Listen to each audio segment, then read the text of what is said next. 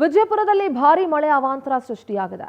ಜನಜೀವನ ಅಸ್ತವ್ಯಸ್ತವಾಗಿದ್ದು ನೆನ್ನೆ ಸಂಜೆ ಮಳೆ ಇತ್ತಲ್ಲ, ಇದರಿಂದ ಮನೆಗಳಿಗೆ ಮಳೆ ನೀರು ನುಗ್ಗಿದೆ. ವಿಜಯಪುರದಲ್ಲಿ ಭಾರೀ ಮಳೆಗೆ ಸಾಕಷ್ಟು ಅವಾಂತರಗಳಾಗಿ ಜನಜೀವನ ಅಸ್ತವ್ಯಸ್ತ ಆಗಿದೆ. ನೆನ್ನೆ ಸಂಜೆ ಸುರಿದಂತಹ ಮಳೆಗೆ ಮನೆಗಳಿಗೆ ನೀರು ನುಗ್ಗಿ ವಸ್ತುಗಳೆಲ್ಲ ನೀರು ಪಾಲಾಗಿ ಹೋಗಿದೆ.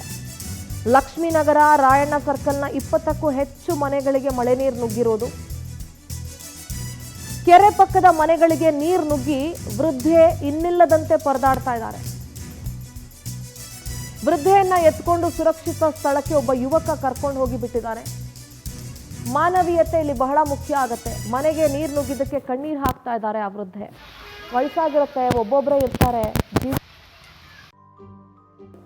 ಅಲ್ಲಿ ಒಬ್ಬ ವ್ಯಕ್ತಿ ಆ ವೃದ್ಧೆಯನ್ನ ಬಹಳ ಹುಷಾರಾಗಿ ಕರ್ಕೊಂಡು, ಯಾಕಂದ್ರೆ ಕೆಳಗೆ ಬಿದ್ದರೆ ಅಜ್ಜಿದ ಬೆನ್ಮೂಳೆನೋ ಏನಾದರೂ ಮುರಿದು ಹೋಗುತ್ತೆ.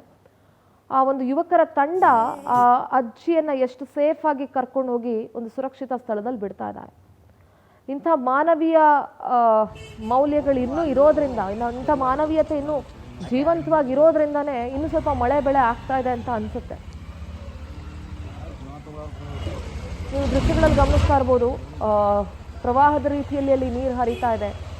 ಉತ್ತರ ಕರ್ನಾಟಕ ಭಾಗದ ಜಿಲ್ಲೆಗಳಿಗೆ ರೆಡ್ ಅಲರ್ಟ್ ಕೂಡ ನಾಳೆಯಿಂದ ಘೋಷಿಸಲಾಗುತ್ತೆ.